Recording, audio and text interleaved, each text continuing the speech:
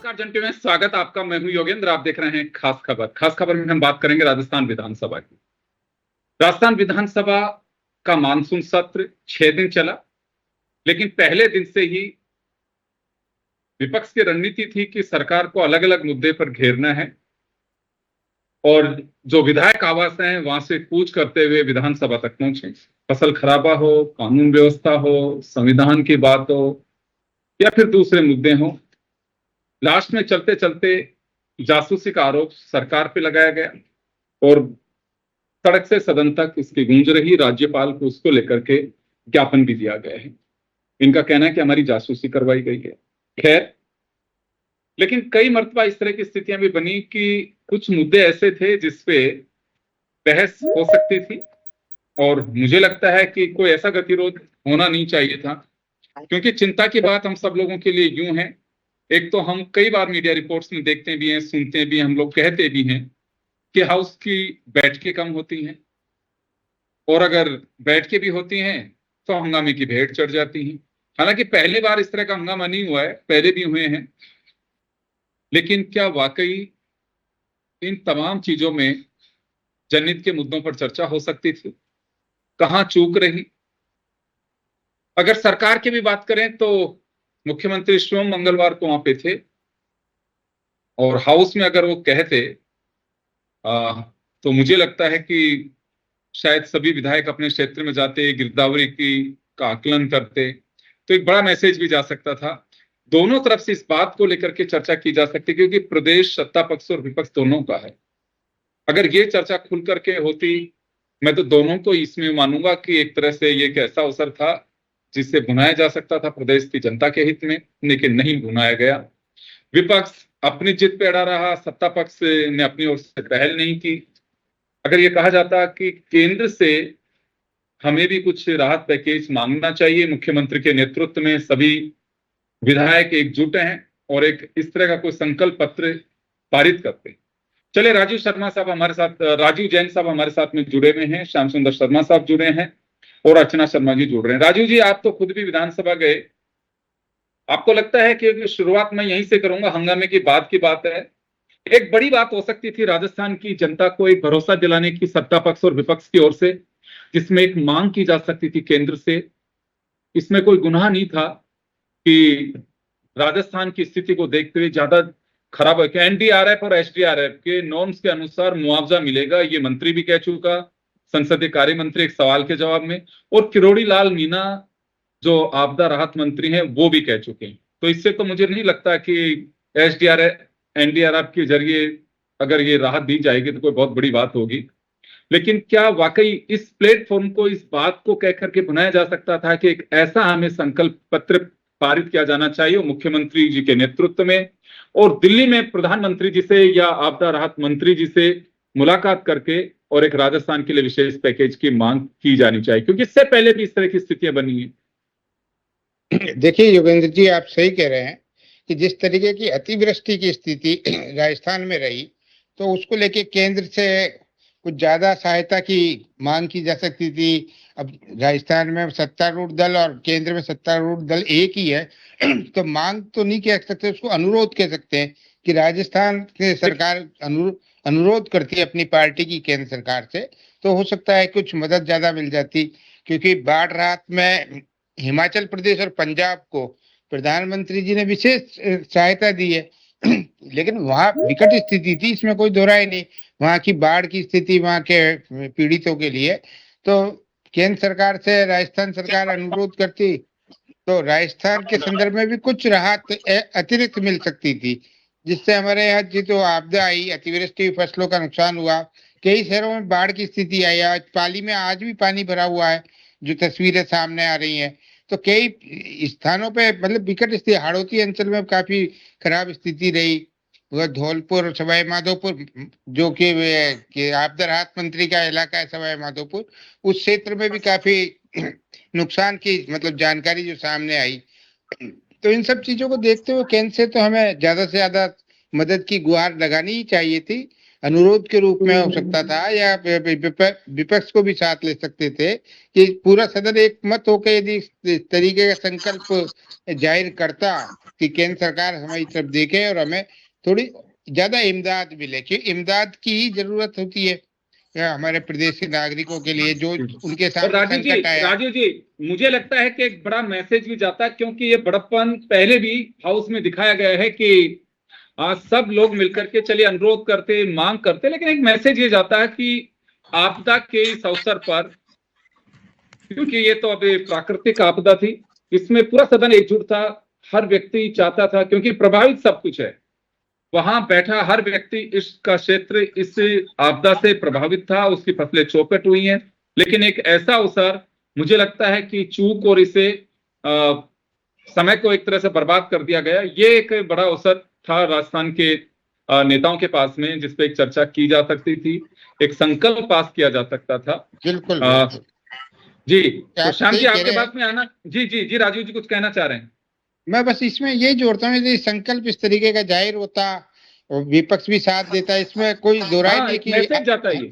Message जाता है, एक आम राय से, मतलब पूरे प्रदेश के हित की बात थी जो नहीं हो पाया। लेकिन जहां तक विधानसभा सत्र जो चला, तो जिसमें हंगामे की स्थिति, जो मूल मुद्दे थे, जनहित के मुद्दे थे, मतलब जन समस्याओं के मुद्दे थे, वो कहीं उठ नहीं पाए, वो दब गए। जब विपक्ष भी एक अपने उस पर रहा, वो आक्रामक तेवर, जब सर्वदलीय बैठक का बहिष्कार हुआ, तब से ही लगने लगा था कि इस बार सत्र शायद शांतिपूर्ण नहीं चलेगा या उसमें मुद्दों पर बहस नहीं हो पाएगी। और एक ये आमतौर पे होता है, मानसून सत्र हमेशा छोटा होता है।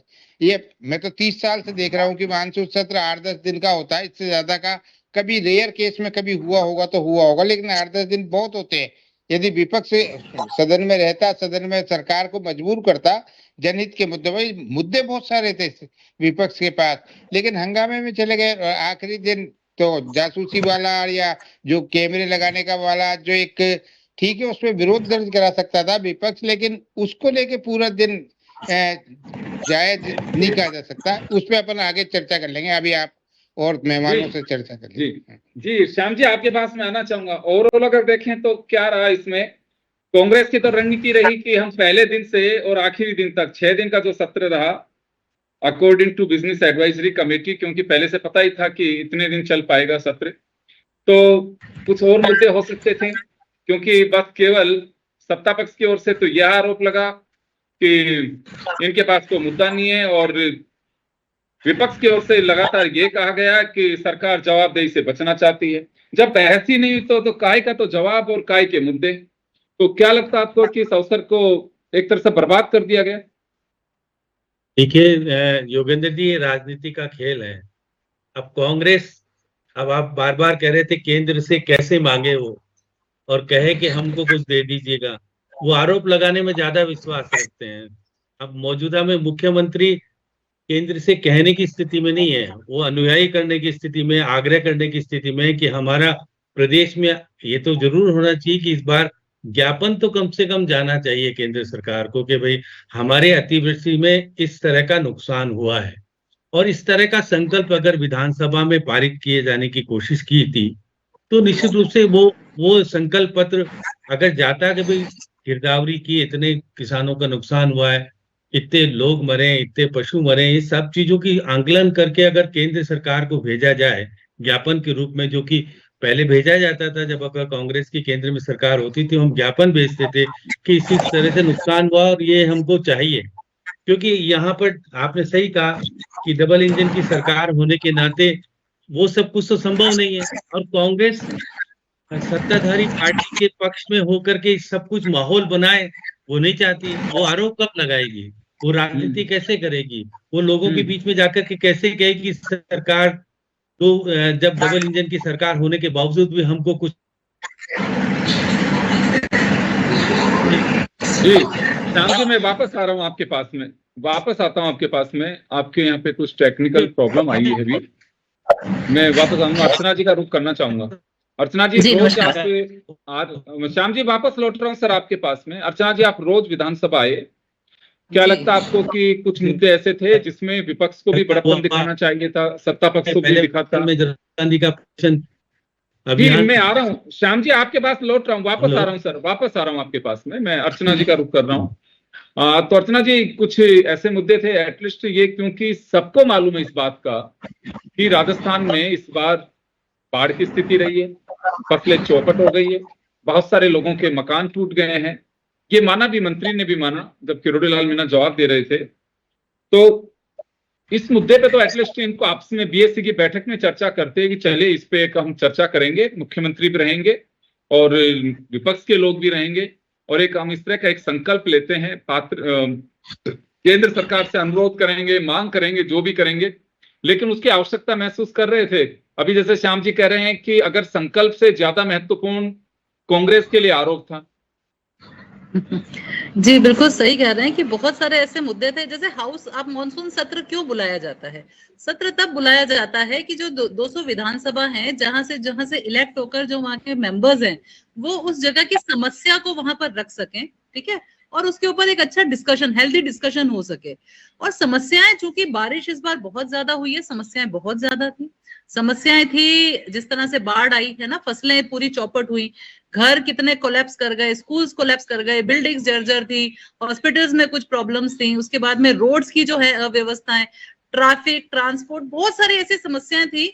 मुझे लगता है अगर मिलकर दोनों, जो सरकार है और जो विपक्ष है, पक्ष विपक्ष दोनों इस पर मिलकर चर्चा करता, तो इसका जो आउटकम होता वो बहुत स्ट्रांग होता। बट सरप्राइजिंगली यस, कुछ बिल्स भी बहुत महत्वपूर्ण थे जो पास हुए। एक तरह से हम देखें, जिस तरह से विपक्ष जो है वो अपना प्रोटेस्ट स्टेज कर रहा है और उसके वहां से वो बिल पारित हो रहे हैं, या ना, इस तरह से अगर एक मत होकर बिल पारित हो रहे हैं, तो मतलब वो भी तो एक जवाबदेही किसकी है? सरकार तो चुनकर आई है, ऑपोजिशन अगर उसके ऊपर क्वेश्चन ही नहीं लगाएगा तो वो बिल कैसे पारित हो रहे हैं? सरकार ने एक तरह से ध्वनि मत से बिल पारित कर दिए। दूसरी चीज, जब हमने देखी कि वो कैमरास पे भी जब डिस्कशंस हुए, तो जो इधर से एलिगेशंस लग रहे थे, वहां से जो जिस तरह से उनका गर्ग जी का रिप्लाई आया, जोगेश्वर गर्ग जी का, कि यहाँ बाथरूम थोड़ी है, कैमरा लगा सकते हैं, ये बेडरूम नहीं है, बड़ा इस तरह के जवाब नहीं होने चाहिए थे, है ना। असेंबली में एक मर्यादा होती है, उस तरह से बात करो। और दूसरी बात, जब वासुदेव देवनानी जी बोल रहे हैं विपक्ष को कि भाई थोड़ा संयम रखो, मैं बात करता हूं, तो विपक्ष भी नहीं सुना। तो इस तरह से बहुत सारी ऐसी चीजें, ऐसे प्रकरण सामने आए कि जब देखकर समझ में आया कि यानी दोनों ही एक दूसरे को डिसरिस्पेक्ट दे रहे हैं, है ना, जो कि सदन की बहुत अच्छी परंपरा नहीं है। मुझे लगता है आगे ये चीज रिपीट नहीं होनी चाहिए, क्योंकि इससे क्या, जनता का डेमोक्रेसी से भी विश्वास उठ जाता है कि भाई हमने तुमको चुनकर भेजा, तुम हमारे मुद्दे वहां लेकर जाओ, लेकिन तुम तो अपना ईगो लेके जा रहे हो। ईगो को कहीं बाहर रखकर अगर जनता की हित की बात हो तो लोग प्रशंसा भी करते हैं और आगे फिर से आपको सर आंखों पे रखकर वापस अच्छे वोट से जिताते भी हैं। ये है। बिल्कुल आप सही कह रही हैं, क्योंकि ये जनता की गाड़ी कमाई का पैसा होता है और वो ही टैक्स पेयर के रूप में हमारे साथ, हम सब लोग टैक्स पे करते हैं, उसकी वजह से सारा सिस्टम चलता है। उस पैसे को अगर इस तरह से बर्बाद किया जाए तो जनता देखती है कि हमारी चीजों को तो कुछ सुना नहीं गया और ना उस पर कोई चर्चा की गई। तो इस तरह से केवल और केवल मखौल हुआ एक तरह से, मैं कहूंगा इसका सदन का। आपने बिल्कुल सही कहा कि यहाँ विपक्ष को थोड़ा सा सब्र रखने की आवश्यकता थी, अगर जासूसी की बात भी कर रहे थे, क्योंकि वासुदेव देवनानी उस समय कह चुके थे, जो स्पीकर हैं, कि भाई मेरी व्यवस्था को भी सुनिए, मेरी व्यवस्था भी है, लेकिन उसी दरमियान हंगामा करके वो बाहर निकल गए। तो मुझे लगता है कि थोड़ा सा वेट करना चाहिए था। फिर जब आप सुन नहीं रहे अध्यक्ष क्या कह रहे हैं, तो फिर मुझे लगता है कि पक्षपात का आरोप भी नहीं लगा सकते आप उस पर। चलिए, एक बार के लिए सीएलपी लीडर को रोका, उसके बाद में लेकिन ये बात क्लियर हो गई थी, ठीक है सीएलपी लीडर जब भी इच्छा होगी बोल सकते हैं, बात खत्म हो गई थी, हो गई कोई कारण। हाँ, लेकिन इस वाले मुद्दे पे मुझे लगता है कि अध्यक्ष ये व्यवस्था का इंतजार जरूर कांग्रेस को करना चाहिए था, क्योंकि आपने अगर कोई इस तरह का आरोप खड़ा किया है तो उसका जवाब भी तो आप सुनिए। अभी क्या, सॉरी, पिक्चर आधी रह गई, अभी हमारे सामने क्लैरिटी नहीं आई। जी राजीव जी, आपके पास में आना चाहूंगा। एक और चीज, पता नहीं विधायकों का ज्यादा ध्यान था नहीं था, लेकिन पुसर पुसर बहुत सुना मैंने वहां पे। सत्ता पक्ष के लोगों के को एक बार फिर इंतजार था कि एटलीस्ट हमें डिप्टी चीफ व्हिप और डिप्टी स्पीकर जरूर मिल जाएगा, और 2 पद इससे कोई ना कोई 2 विधायक हैं, उन्हें एक तरह से नवाजा जा सकता है। तो ये भी टाइम निकल गया।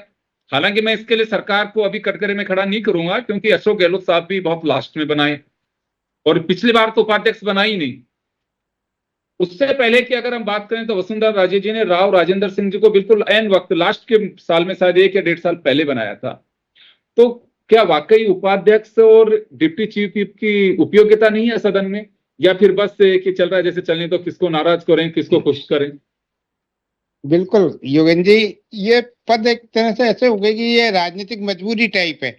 यदि सत्ता पक्ष में कभी राजनीतिक संकट का खड़ा होगा या विधायकों को कहीं पद देने वाली चीज आएगी, तब आनन फानन में उपाध्यक्ष भी, डिप्टी चीफ व्हिप भी, या और जो भी पद होते हैं वो दिए जाएंगे। तो ये रह के राजनीतिक अभी शायद मेरे ख्याल से सत्ता पक्ष को ऐसी मजबूरी कोई नजर नहीं आ रही होगी कि क्या किया जाए। अब सत्ता पक्ष में एक ये भी चीज आपने भी देखा होगा, सत्र शुरू होने से पहले हर बार एक चीज उड़ती है कि मंत्रिमंडल का फेरबदल भी हो सकता है, या ये होगा मंत्रियों की परफॉर्मेंस, विधायकों की परफॉर्मेंस का आकलन किया जाएगा। तो वो सब चीजें क्या है कि सत्ता पक्ष इस बहाने करता है कि उसका जो सत्र है, विधानसभा का सत्र, वो आसानी से निकल जाए, सत्ता पक्ष के विधायक कई ज्यादा नाराजगी अपनी जाहिर नहीं करें। लेकिन इस सत्र में आप देखिए कई विधायकों ने नाराजगी जाहिर की, जिसमें सुभाष मील है, गोपाल शर्मा है, एक दो और है। उन्होंने कहीं ना कहीं अपने सवालों के जरिए या अपने वक्तव्यों के जरिए विधानसभा के अंदर, सदन के अंदर कहीं ना कहीं सरकार के कामकाज से नाखुशी जाहिर की, जो नाराजगी जाहिर की। अब आप देखिए आने वाला सब जो जिन चीजों पर विपक्ष को घेरना चाहिए था, उन चीजों पर सत्ता पक्ष के विधायकों ने घेरने की कोशिश की, सरकार को वो कहीं दबी जवान में ही घेरने की कोशिश की। आप देखिए राजनीति में होता क्या है कि ये जो सत्ता पक्ष, जो भी सत्ता पक्ष होता है, उसके विधायकों की जो नाराजगी होती है, वो यदि नाराजगी बढ़ती जाती है तो वो आने वाले समय में असंतोष का रूप ले लेती है। हमने खबरें खूब करते भी हैं हम लोग इन चीजों को कवर, कि विधायकों में असंतोष, तो सत्ता पक्ष के विधायकों में तो वो असंतोष तभी पनपता है, वो नाराजगी धीरे धीरे बढ़ती जाएगी, नाराजगी बड़ा रूप लेती है तो वो असंतोष हो जाता है। तो उन सब चीजों को सत्ता पक्ष को, जो सत्ता में बैठे हैं, खासकर मुख्यमंत्री जी को, इन सब चीजों को देखना चाहिए कि उनके विधायक नाराज नहीं हो, उनको संतुष्ट रखा जाए। अब चाहे उनके क्षेत्र के काम हो या जो भी, वो अपने काम बताते हैं, विधायक तो काम बताएगा ही बताएगा, वो जी। अपने हालांकि एक मुद्दा और आया नाराजगी की, अगर हम बात करें तो मैं इस बात की जंटी हुई पुष्टि नहीं करता, लेकिन हाँ, चर्चाओं का बाजार हाउस में काफी गर्म रहा कि मंगलवार को जब विधायक दल की बैठक हो रही थी तो एक मंत्री और एक विधायक के बीच में नोकझोंक हुई, मुख्यमंत्री को बीच बचाव करना पड़ा। वो किसी के ट्रांसफर को लेकर के था, एक ने कहा कि क्या बातें कर रहे हैं, तो इस तरह की चीजें भी रही। मैं, आपने जो बात कही कि कुछ लोगों ने, जैसे गोपाल शर्मा जी हों या फिर सुभाष मील हो, और भी कई सदस्य, एक तरफ तो ये बात कही जाती है कि 90% काम पूरे हो गए बजट घोषणाओं के, दूसरी तरफ सवालों के अगर हम जवाब देखते हैं तो मंत्रियों के पास में एक रटा रटाया जवाब पूरे सत्र में देखा मैंने, ये कि ये कांग्रेस के समय का मामला था और आनन फानन ये कर दिया गया। अब ये देखिए ब्यूरोक्रेसी कितना मजा लेती है। ये तमाम चीजें जब उत्तर पढ़ाए जाते हैं, मंत्रियों को पढ़ाना इस वजह से कह रहा हूं, पढ़ के पढ़ाया ही जाता है, उनको खुद के हिसाब से होता है। मैंने एक मंत्री को, जब अशोक गहलोत का पहला कार्यकाल था, ये कहते हुए ब्यूरोक्रेट्स को सुना कि आप बेवकूफ समझते हैं क्या, ये जवाब क्यों दे दूंगा जवाब कि नहीं नहीं सर सॉरी, नहीं हमारा मतलब ये नहीं था। तो बैक फुट पे अधिकारी, हम सोफा पे बैठे हुए थे, हवा महल के अंदर विधानसभा चलती थी वहां पे टाउन हॉल में, आप लोगों ने भी देखा होगा।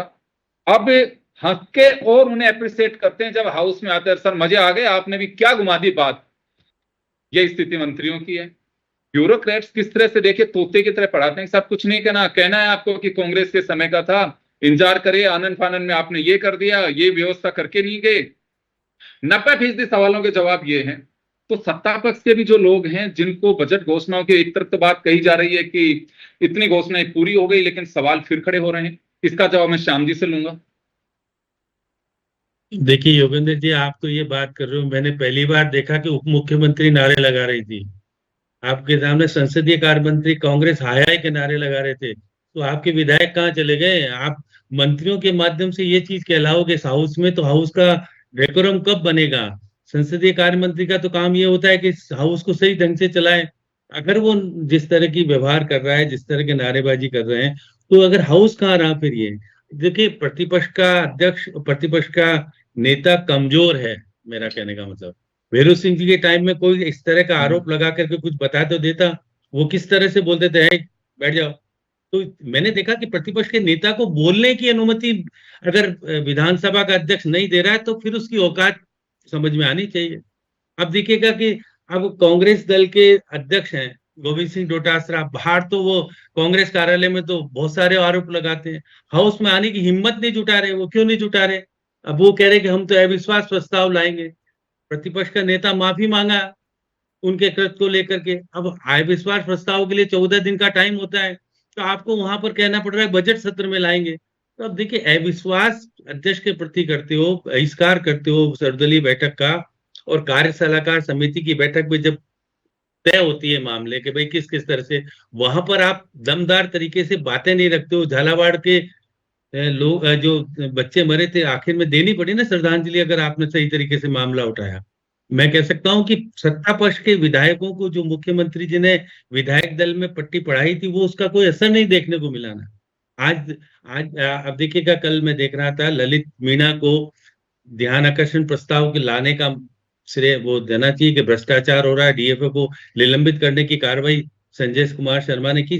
हाउस में हंगामा हो रहा था 131 के ध्यान, तो ये चीजें हाउस में ही हो सकती है, बाहर नहीं हो सकती। तो इसलिए हाउस को हाउस की तरह चलाना चाहिए। आपको विरोध बिल्कुल। प्रकट करने का अधिकार है, करना चाहिए, लेकिन जिस तरह का विरोध प्रकट देने का बोला कि बाहर से हल्ला मचाते हुए आएंगे, अलग अलग ड्रेसों में आएंगे, हाउस में आकर के तख्ती दिखा करके ये सब करेंगे, ये ठीक ठीक नहीं लगता। हाउस के बाहर कुछ भी करो, हाउस के अंदर तो हाउस की गरिमा को रह करके अपनी बात पुख्ता तरीके से विभिन्न प्रस्तावों के माध्यम से लाओ और मजबूर करो अध्यक्ष को और सरकार को कहो कि भाई आप कुछ तो कहो। क्योंकि आजकल तो सरकार कहती नहीं है। ये बात सही है कि देखिए, जब अतिवृष्टि का मामला आया था, स्थगन के माध्यम से 3 विधायक और सहित प्रतिपक्ष के नेता को बोलने का मौका मिला, तो स्पेशल तरीके से कृषि मंत्री को कहलाने का मौका आया था सामने। और ये भी कहा जा रहा था कि भाई कानून व्यवस्था को लेकर के एक दिन की चर्चा रख दो, क्योंकि आप तरीके से चर्चा की मांग नहीं कर पाए तो चर्चा नहीं। और देखिए, हंगामा लास्ट में जो टेप पे और जिस तरह से कैमरे का मामला उठा, और वसुंधरा जी का मामला फिर सामने आ गया कि उनके कैमरे की निगरानी वो कर रहे हैं, तो ये मामला बढ़ते हुए देख के ही स्थगित, अनिश्चित काल के लिए स्थगित कर दिया गया। तो ये सब चीजें हाउस में जो कुछ होता है, मैं भी, आपने भी हाउस देखे, पुराने टाइम में किसी भी मामले को जब उठता था तो गंभीरता से सोचा जाता था। यहाँ तो जेल की घोषणा होने के बाद उसको जेल नहीं हो पाई थी इंस्पेक्टर को, तो फिर हाउस की गरिमा कहाँ है बताओ आप। बार बार कहा जाता है कि हाउस के अंदर उठे हुए मामले में सरकार गंभीरता से लेती है और कार्रवाई कर देती है, लेकिन आजकल हाउस को उस ढंग से लिया ही नहीं जाता। पहले कोई भी विशेषाधिकार हनन का मामला आता था, अधिकारी को घबराहट पैदा हो जाती थी। आजकल कोई कुछ होता ही नहीं, तो इसलिए गंभीरता सबको लेनी पड़ेगी। बिल्कुल, मैं वापस लौटूंगा आपके पास में, मैं अर्चना जी का रुख करना चाहूंगा। तो चलिए, लेकिन ये सत्र मुझे लगता है कि ऐसा सत्र रहा जिसमें गतिरोध तोड़ने की कोशिश भी की गई होगी तो गतिरोध टूटा नहीं, और वो गतिरोध इस टाइप का रहा कि इससे जनता का तो कोई भला होने वाला नहीं लगा मुझे।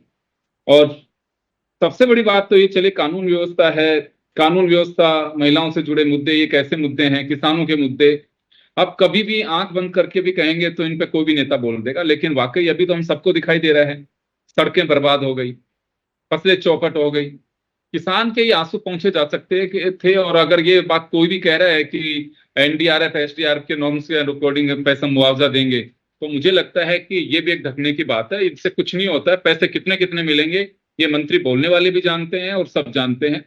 क्या वाकई उस किसान का खराबा जो हुआ है उसके आसपास के भी पैसे मिल पाएंगे?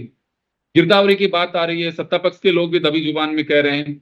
एक सबसे बड़ी बात अर्चना जी, हम लोगों ने भी कई बार हाउस के बाहर विधायकों से चर्चा की, दोनों ही तरफ के विधायक, ये बात तो बहुत अच्छी है कि वो बोलना चाहते थे, नए जीत करके आए हैं, वो कहते हैं कि हम हमारी छत के ऊपर चढ़ के थोड़ी ना बोलेंगे, बोलने के लिए सदन था लेकिन इसको बर्बाद कर दिया जाता है समय को। दोनों तरफ के विधायक कि सीनियर नेता तो बोल लेते हैं लेकिन हमारा अवसर आता है तो समय खराब हो जाता है। कि वाकई इन लोगों को सुना जाना चाहिए। वो पीड़ा लेकर के हर बार जाते हैं लेकिन पार्टी लाइन अगली बार का टिकट चाहिए, इस वजह से कोई खुल के नहीं बोलता। बिल्कुल सही कह रहे हैं। अभी मेरे पास किसी का फोन आया तो मैंने उनसे बोला, मैंने कहा क्या बात है, आप मुझे मिले सदन में और फिर जल्दी चले गए। बोले यार क्या करें, ये लोग हर थोड़ी देर में तो स्थगन कर देते हैं। बोले इतना इन्हें स्थगन, बोले इससे क्या होगा ना, बोले इससे किसी का, बोले हमारा भी टाइम वेस्ट हो रहा है, इनका भी, तो बोले इसलिए हम उठकर आ गए। अब आप बताएं कि अगर पब्लिक रिप्रेजेंटेटिव से इस तरह से बात हो तो फिर क्या बोलो आप। यानी वो लोग भी परेशान थे, हम लोग भी परेशान थे। देखिए समय सबका कीमती होता है ना। अगर स्थगन का मतलब है आपको आकर, आपको एक दिन का पूरा पेमेंट मिलता है, आपको पर्क्स मिलते हैं, वहां पर आकर पब्लिक इश्यूज को टेबल पे डिस्कशन करने के लिए, रखने के लिए, यू गेट पेड, है ना, आपका सारे आपके हर चीज का इंतजाम होता है। लेकिन अगर आप बीच सदन में आप यहाँ तो किसी ना किसी इशू के कारण आपने जो भी है प्रोटेस्ट शुरू कर दिया, अगर आपको कोई बोल रहा है आप बैठ जाइए, आप सुनेंगे नहीं, यानी ये जो डिसओबीडियंस है। मैं देख रही थी सामने काफी बच्चे आए हुए थे उस दिन स्कूल के, जिस दिन काफी ये अनारकी चल रही थी, तो मैं ये सोच रही थी ये बच्चे क्या इंप्रेशन लेकर जाएंगे। कुछ मेरे पास कुछ ऐसे बच्चों से बातचीत भी हुई, तो वो एक बार सदन में आए थे और ये पूरी प्रक्रिया देख कर गए थे।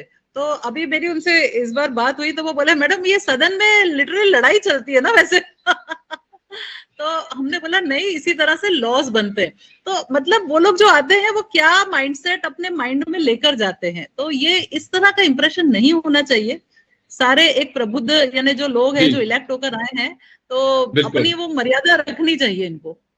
देखिए बहुत ही इंपॉर्टेंट बिल 10 बिल पास किए गए, जिसमें 3 तो हालांकि हर बिल ही महत्वपूर्ण होता है, लेकिन धर्मांतरण बिल, भू राजस्व बिल जिसमें लैंड कन्वर्जन का जो अभी चेंज किया है और रिको को काफी पावरफुल बना दिया गया है, जल दोहन के लिए आपके पास में कानून, ये कानून वो है जिसमें चर्चा करनी चाहिए थी, प्रवर समिति चर्चा होनी से चाहिए कानून, थी, लेकिन बड़ा दुर्भाग्य मानता हूं इस लोकतंत्र का कि ऐसे बिल पास हो जाते हैं कि जैसे वाकई जैसे सब्जी मंडी में बोली लगाई और जो सब्जी का बोरा होता है उसकी रेट लगाई, चलो बेचूं बेचूं बेचूं, ये लो, ये नापक जीता नापक जीता हापक जीता नापक जीता बिल पास। बस यही सुनकर आ गए हम लोग। सही। हाँ बताइए राजीव जी, तो ये एक दुर्भाग्यपूर्ण स्थिति नहीं कहेंगे हम इसको?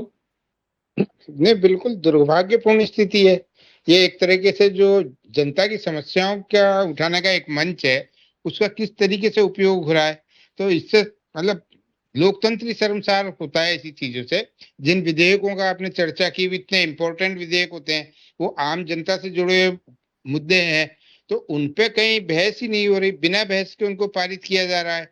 तो जी ये सत्ता, चलिए मैं माफी चाहूंगा सर, समय का अभाव है, क्योंकि हमने उस गहरी उस चीजों को वहां पे महसूस किया है। जनता से बात करते हैं तो बड़ी तकलीफ होती है कि दिन भर वहां बैठे रहे हैं, और बड़ी मुझे एक तरह से ये लगता है कि एक शर्म भी आनी चाहिए माननीय सदस्यों को।